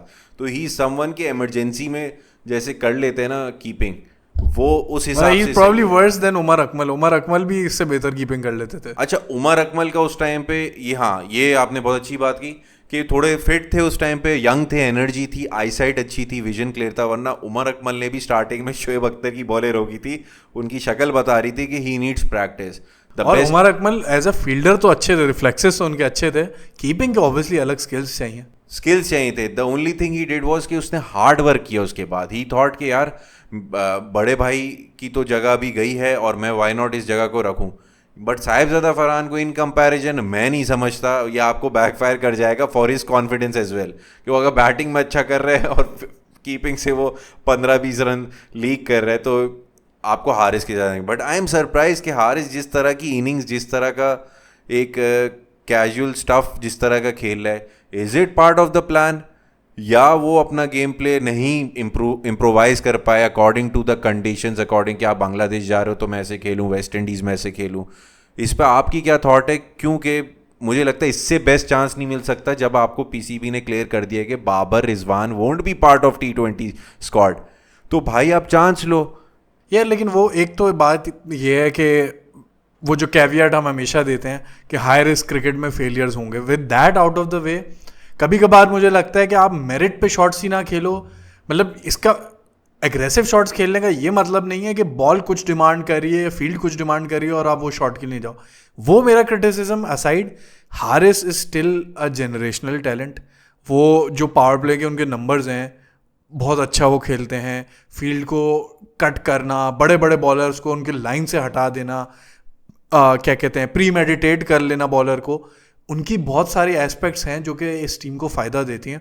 और जिस दिन हारिस आपको चलेंगे, आपको अकेले मैचेस जिताएंगे, 2022 के फाइनल में आप उन्हीं की वजह से पहुंचे थे। तो I would persist with him, but I would also teach him कि थोड़ा सा मेरिट पे खेलो, अग्रेसिव शॉट से कोई नहीं रोक रहा। यार मुझे यही चीज़ है कि एक प्लेयर होता है ना, अगर हारिस की जगह आप या मैं भी होते और हमने ऑस्ट्रेलिया में वर्ल्ड कप में डेब्यू किया होता, ऑब्वियसली वो जो गेम प्ले था वो उसको मतलब फ़ायदा दे गया उस टाइम पे। पाकिस्तान को जितनी नीड थी उस मैच के अंदर एग्रेसिव प्ले की, पीछे फ्लिक शॉट्स और एक अच्छा पावर प्ले बना देना, और मैच आपको वहाँ से फिर there was no way looking back, आप फाइनल तक पहुँच गए। तो हारिस का बहुत इम्पैक्ट था।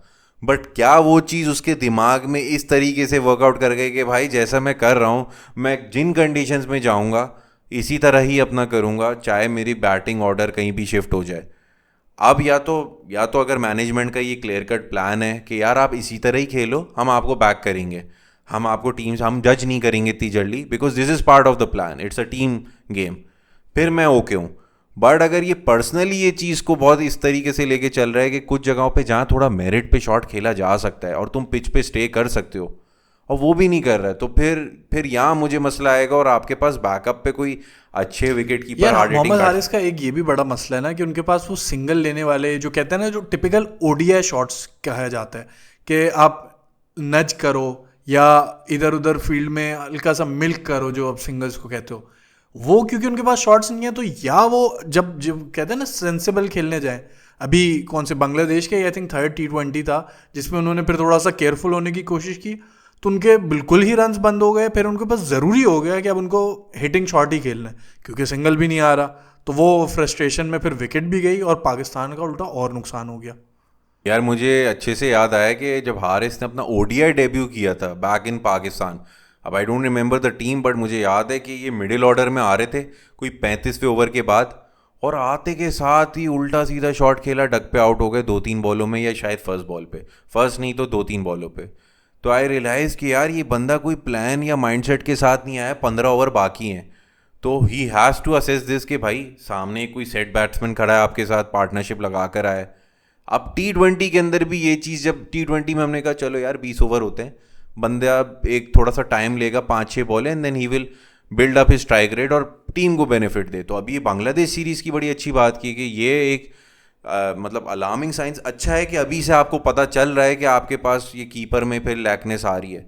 तो डू यू थिंक कि बाबर की वापसी नहीं, बट रिजवान थोड़ा सा एक स्केप करके इस स्क्वाड में जगह बना ले, या you have some other options in the domestic? यार अनफॉर्चुनेटली हसीबुल्लाह को तो आपने बिल्कुल ही सर्किट से निकाल दिया, अभी पाकिस्तान शाहीन्स में भी नहीं आपने उनको डाला, वरना he would have been a good replacement, या somebody you could have looked on to, कभी इंजरी हो जाए या जो भी। उस्मान खान पे भी आप उस तरह से रिलाई नहीं करते।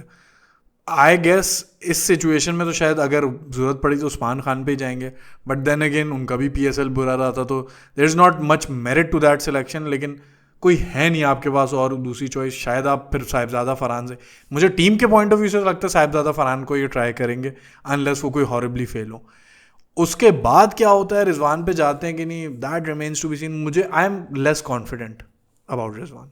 इसमें फिर एक और थ्योरी है कि अगर साहिबजादा को आप कीपर बनाते हो and you are playing Fakhar Saim as well, फिर वही वाली थ्योरी ना हो जाए कि फ़खर के मैं 1 डाउन खेल चुका हूँ, मुझे एक्सपीरियंस है, साहिबजादा तुम ऊपर आओ साइम के साथ, एंड फिर आपका वो एक बैटिंग ऑर्डर एक अलग। यार वैसे ऐसा होता है ना, I would love to see Abdullah Shafique in the middle order 1 down की पोजीशन। अब्दुल्ला शफीक, क्या आपको स्टार्ट्स याद हैं? PSL से पहले मैंने बताया था कि ये बंदा, और मैं खुद सरप्राइज था जब मैंने ये स्टार्ट्स निकाले थे, और यार मतलब कमाल का PSL गया, and he is a candidate जिस पे नज़र आ, एक सीरीज़ तो ट्राई बनती है कि एक T20 सीरीज़ जिसमें अगर आप यंगस्टर्स को, जब सलमान आगा मौजूद हैं और हारिस क्योंकि कीपिंग कर रहे हैं, वो सिर्फ उसी केस में बन सकता है कि आपके पास कीपर कोई और आए और वो हारिस की ही पोजीशन को ले सके या किसी और पोजीशन को वो ऑक्यूपाई करे। अब बात ये है ना कि ओपनर की आपके पास ओपनिंग में जगह नहीं है, जगह अगर आपकी बन सकती है तो maybe spin bowling allrounder में बन सकती है। अब स्पिन बॉलिंग ऑलराउंडर तो कीपिंग करने से रहा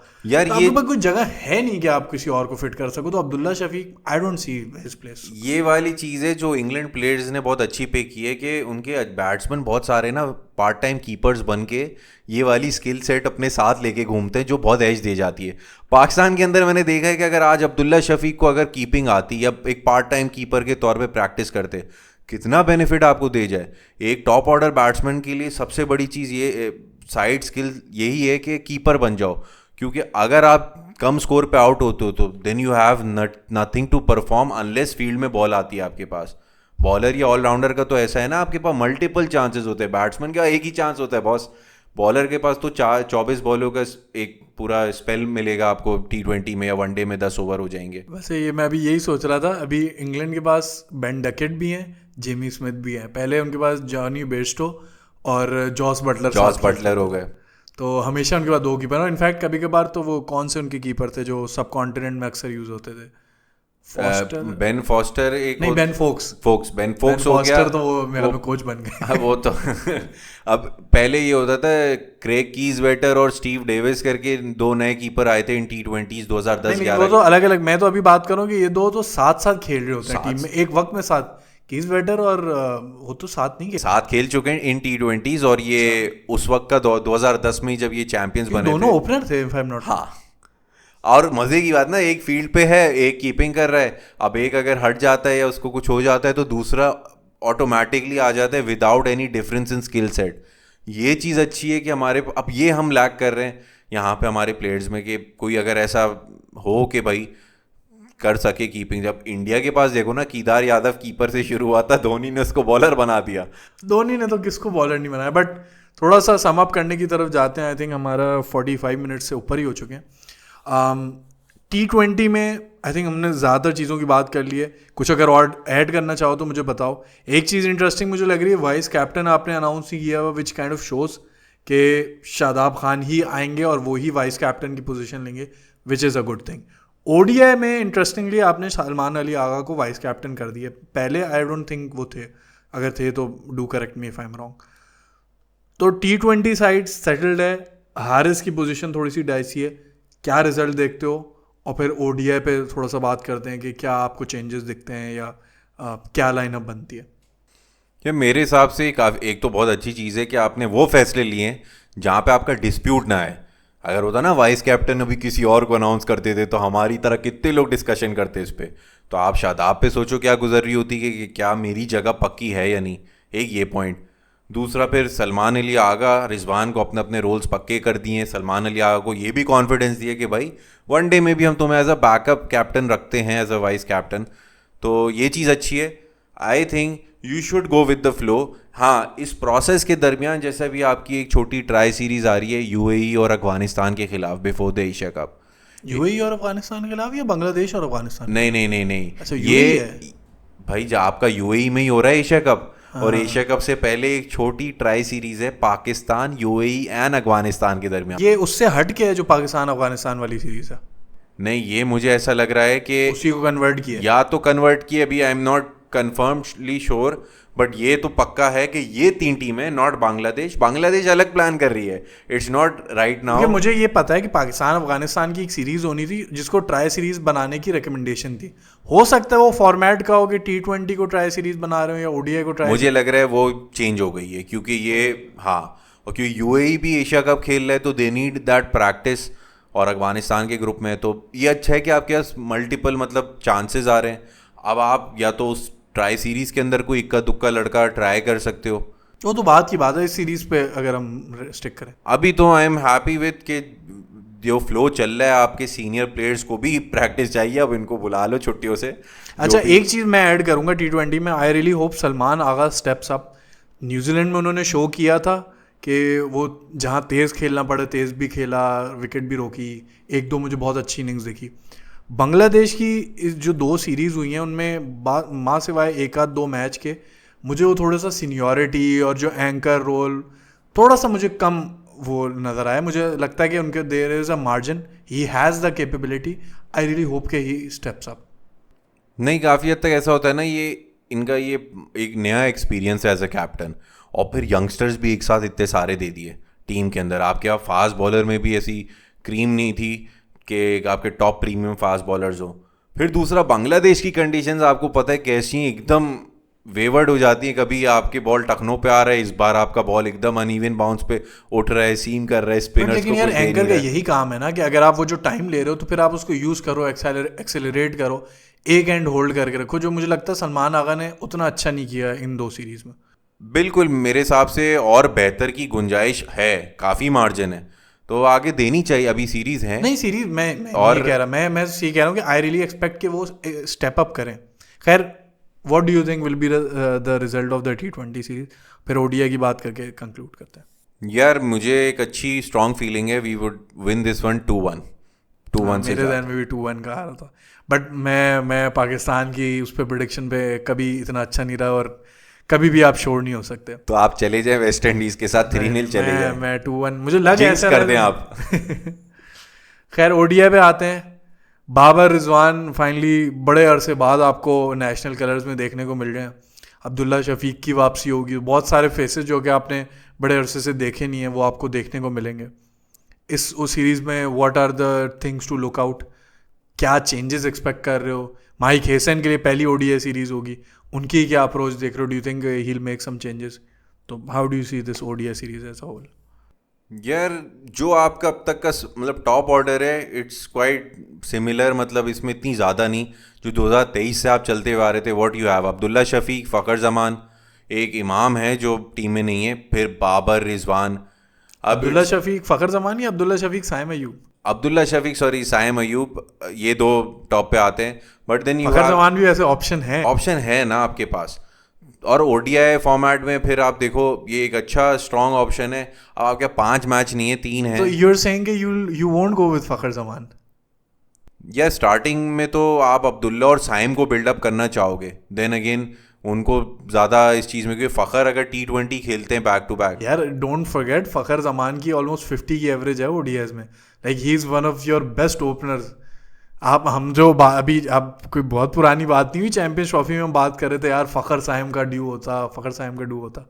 अब डू यू थिंक कि अब्दुल्ला शफीक ने इतना कुछ ज़्यादा परफॉर्म कर दिया कि आप इस डुओ के अगेंस्ट जाना चाहोगे?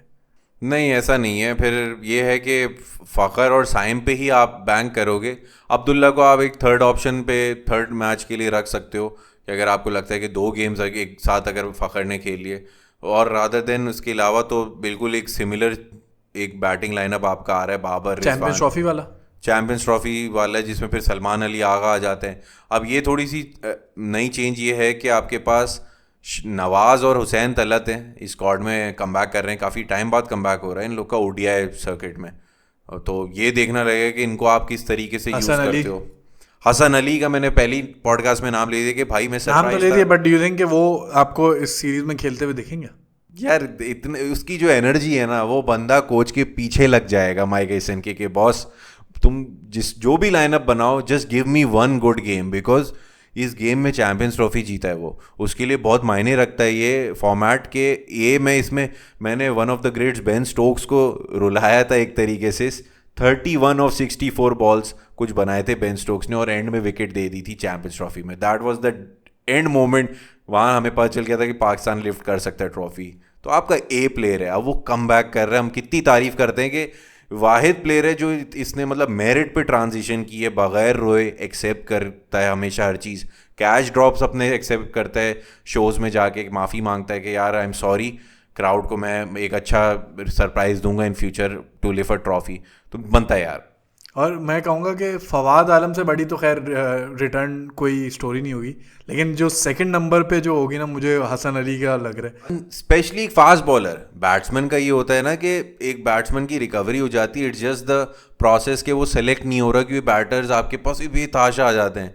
एक genuine fast bowler express pace वाला जिसने अपनी लाइन लेंथ पे वर्क किया है। बैक इंजरी होना बहुत बड़ी चीज़ है, पैर की हो जाए, काफ की हो जाए। आप रुमान रईस की एग्जांपल आपके सामने, एक बंदा लेजेंड लीग खेल रहा है और एक बंदा पाकिस्तान में कमबैक कर रहा है, और दोनों 2017 के हीरो। कोई बहुत पुराना, मतलब हसन अली भी उसी टाइम के अराउंड आए थे और रुमान रईस भी आए थे। आप फर्क देख सकते। बाय द वे हमारे दोस्त का मैसेज आया कि पाकिस्तान इंडिया का सेमीफाइनल है लेजेंड्स लीग का। कर दिया सेमीफाइनल वैसे? मैसेज आया, मैंने उसकी कोई रिसर्च नहीं की अभी पॉडकास्ट के दौरान। How is this possible? अच्छा, ये मुझे लगता है इंडिया ने शायद फाइनल मैच अभी इस दरमियान जीत लिया होगा और नेट रन रेट की बेसिस पे आ गया। बट अरे ये तो फिर तो बहुत बेहतरीन। शिखर धवन ने बोला है अपने इंटरव्यू में कि मैं तो नहीं पाकिस्तान, ही स्टैंड बाय हिज वर्ड्स। अब वो फंस गए हैं। मैं तो कहता हूँ दो, ये वाला तो वॉक ओवर देना चाहिए। नहीं वॉक ओवर नहीं दे। अच्छा ये शिखर धवन वगैरह जो प्लेयर नहीं खेलना चाह रहे बैठे भाई, यू नीड एटलीस्ट, ये रूल है कि फॉरफिट होने से बचाने के लिए 7 से 8 प्लेयर होना जरूरी है प्लेइंग 11 में। ऐसे बड़ी वियर्ड है। आपने तो प्रेसिडेंट सेट कर दिया कि भाई एक मैच में जिसमें उन्होंने ना खेलने से इनकार कर दिया वो मैच ही नहीं काउंट हुआ। एक तो प्रेसिडेंट ये सेट हो गया, कल को पाकिस्तान टीम किसी को खेलने से इनकार कर दे वो मैच काउंट नहीं होना चाहिए। फिर अब सेमीफाइनल में क्या होता है, सेमीफाइनल में भी अगर वो खेलने से इनकार कर दें तो आपने जो प्रेसिडेंट सेट किया वही कंटिन्यू होना चाहिए सूलन। तो बड़ा डिफिकल्ट सिचुएशन है उनके लिए। इसमें ये बहुत गलत बात ये है कि आपने वो एक पॉइंट भी किस बेसिस पे उनको दिया। अच्छा, पॉइंट शेयर हुआ है? जी, वो एक पॉइंट शेयर हुआ, वरना उस बुनियाद पे ही ये टीम पहुंच सकती थी, वरना विद 2 पॉइंट्स तो ये टीम पहुंच ही नहीं सकती थी। 3 पॉइंट्स पे बाकी टीम्स भी थी। पाकिस्तान ने तो इसके खिलाफ बोला था कि वी वो don't want to share points, but maybe ये टूर्नामेंट के जो ओन एम्बेसडर्स और जो स्पॉन्सर्स हैं वो ऑब्वियसली इंडियन बेस्ड भी हैं, तो they have given sort of come credit उधर के, चलो पॉइंट नहीं आप शेयर ज़्यादा कर लो। लड़ भी नहीं सकते ना, आईसीसी का तो टूर्नामेंट है नहीं कि आप बोलोगे नहीं यार रूल्स। ये एक एंटरटेनमेंट वाला है, बट गलत चीज़ है यार। अब आप ये देखो, अब इस टीम को आपने क्वालिफाई करा दिया और अगर लेट से they stick by their words, forfeit करती है, तो क्या आप 5वीं टीम को सेमीफाइनल दे देते? ये बेहतर नहीं होता?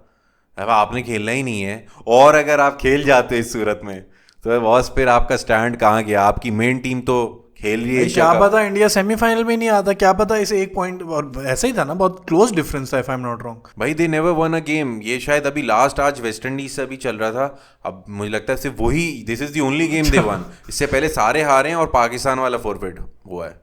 5 गेम्स थे, 3 हारे, 1 फॉरफिट किया है, और आज का जो 5वां गेम था, दैट इज समथिंग कि अगर वो जीते होंगे तो with 3 points they would have matched England and West Indies. By the way अभी मोहसिन नकवी ने ये भी सॉर्ट आउट नहीं किया है कि एशिया कप कहाँ होगा। पाकिस्तान जो बांग्लादेश में चाह रहा है, और नहीं, ये अनाउंस तो हो गया ना। हो गया कहाँ? हाँ, अनाउंस हो गया आपका जो स्केड्यूल। अभी यही रिफ्ट हो रही थी ना कि नहीं तो कहाँ हो रहा है? ट्विटर पे ही अनाउंस किया था मोहसिन announce इन हो यूएई, गया। सॉरी इन यूएई, मैं अपने जज्बात में निकल गया आगे। यूएई के अंदर ही हो गया डन। और अच्छा। ये अगर आपने देखा हो कि ये सोशल मीडिया पे इंडियन चैनल्स पे भी बड़ी रिफ्ट हुई है कि जो कारगिल वॉर का डे था उसी दिन इन्होंने अनाउंस किया ऑन हिज पर्सनल ट्विटर पूरा तो स्केड्यूल। वो कितनी बार जय शाह जब इस तरह करते होते अब थे। द पॉइंट, अब वो भाई नहीं लाते ना ये पॉइंट, ये हालांकि डिस्कस होना चाहिए। अब उनको कोई रीज़न नहीं मिला तो दे टुक आउट अ पॉइंट कि एशियन क्रिकेट काउंसिल के पेज पे क्यों नहीं अनाउंस हुआ, यहाँ क्यों जब गया। जब जय शाह करते हैं तो ये नहीं नजर आता। जय शाह तो अब आईसीसी की स्टोरीज पे उनका बस ना चले कि वो आईसीसी का स्टिकर भी हटा के बोल दे कि मेरे कोट के साथ आइए, ब्लेजर के साथ पिक्चर लगा दो। खैर भाई, ओडीआई पे अगर वापस आए, what are your things to look at? एक तो हसन अली वाली बात हो गई।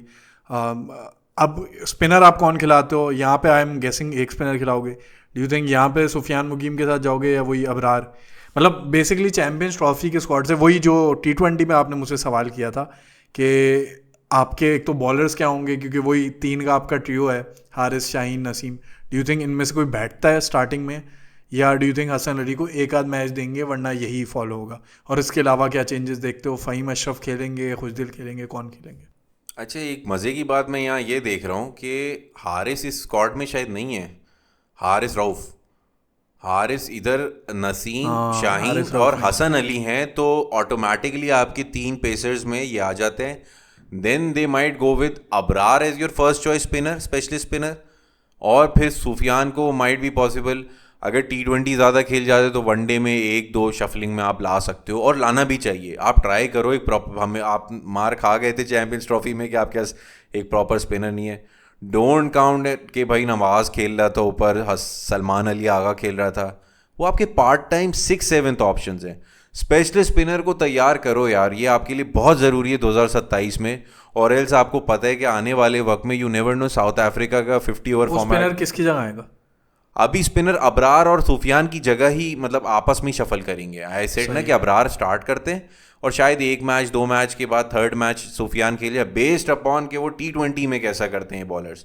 क्योंकि T20 में अगर कोई अच्छा कर गया तो वो कैरी फॉरवर्ड हो सकता है ना ODI फॉर्मेट में भी, वो बहुत इंपॉर्टेंट है। अच्छा, एक चीज़ मैं देखना चाहूँगा, I would really want Hussain Talat to play ODI. मुझे लगता है कि उनका जो स्टाइल ऑफ प्ले है वो ओडीआई को बहुत सूट करता है, स्पिन अच्छी खेलते हैं।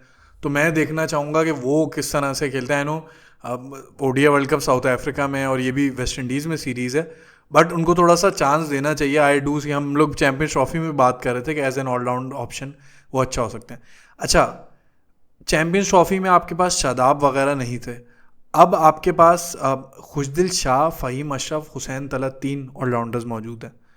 इन 3 में से कौन खेलते हुए दिखता है? और अगर शादाब आते हैं कल को इस लाइनअप में, डू यू थिंक शादाब की जगह बनती है? और बनती है तो किसकी जगह बनती है? यार ये एक बहुत इसको बहुत सिंप्लीफाई कर देते हैं। फ़हीम की जो परफॉर्मेंसेज अभी बैक हो रही हैं और फ़हीम को चैम्पियंस ट्रॉफी के लिए भी जिस तरह बैक किया गया था, तो आपके फर्स्ट ऑलराउंडर प्रायर चॉइस में फ़हीम अशरफ आते हैं अगर आप इन ऑलराउंडर्स की बात करो। दूसरा, अगर आप मोहम्मद नवाज़ की बात करें तो he was brought in as a replacement for Shadab. तो मेरे हिसाब से वहाँ पे नवाज़ का अभी तक ये ऐसा लग रहा है कि ही हैज़ बीन यूज़ कि चलो इस टाइम को तुम अपनी परफॉर्मेंस को बेहतर करो इन पाकिस्तान कलर्स, पहले खेल चुके हो तुम, अगर अच्छा कर जाते हो तो वी विल लुक फॉरवर्ड कि हाँ भाई you be part of this squad permanently. Hussain Talat की फिर वो बात आती है कि अभी उस पर क्वेश्चन मार्क है, but I would want to see him because इसने साउथ अफ्रीका में भी खेला है, पास्ट के काफ़ी टूर्स खेले हैं। हुसैन तलत ने पाकिस्तान को आउट ऑफ पाकिस्तान काफ़ी रिप्रेजेंट किया है काफ़ी सीरीज में फॉर्मेट में। And I think south Africa में एक सीरीज साउथ अफ्रीका की ही मैंने अभी बात की कि साउथ अफ्रीका में खेल चुका है, तो ये एक जो प्रॉस्पेक्ट है कि भाई उसको वहाँ देखना उन कंडीशंस में, ये आपको मिडिल ऑर्डर में फ़ायदा दे जा सकता है। क्योंकि हसन नवाज पर अभी हम ये बैंक नहीं कर रहे कि वो मिडिल ऑर्डर संभालेगा for 50 over format, but Hussain having a left hander in between, फिर एक राइट हैंडर आके फिर फ़हीम अशरफ का आना, तो ये चीज़ बड़ी अच्छी हो सकती है आपके लिए, एक शफलिंग ऑफ बैटिंग ऑर्डर के, राइट हैंडर्स भी भरे हुए हैं, लेफ्ट हैंडर्स भी भरे हुए हैं, फिर एक आप फील्डिंग की साइकी के साथ खेल सकते हो। फेयर ना। सीरीज का रिजल्ट क्या देखते हो ओडीआई की? हाँ माइक। खैर ये मैं सीरीज का रिजल्ट इसके बगैर बता देता हूँ, मुझे लग रहा है ये जज्बात में गिरा ही दूंगा। मेरे हिसाब से मैं इसमें भी सेम आइडेंटिकल जाना चाहूँगा, I would give Pakistan the edge with 2-1। Babar Rizwan की परफॉर्मेंस पे do you think Babar will show some form, या आपको लगता है कि डिक्लाइन चलता रहेगा?